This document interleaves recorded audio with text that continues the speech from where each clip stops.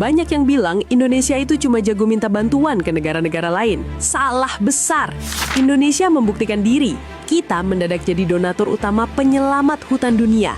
Negara berani mengucurkan dana sebesar 16,6 triliun rupiah untuk menolong hutan di negara lain, hutan Amazon di Brazil.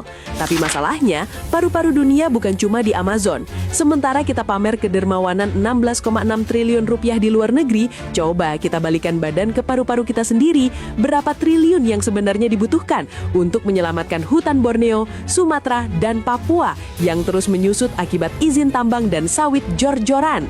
Investasi iklim kita di Amazon berubah jadi ironi domestik.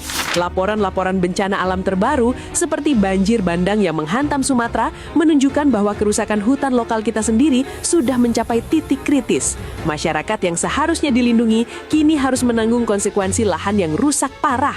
Kita komit 16,6 triliun rupiah untuk Amazon. Tapi sudahkah kita komit lebih besar untuk menghentikan laju deforestasi dan kerusakan laut di rumah sendiri?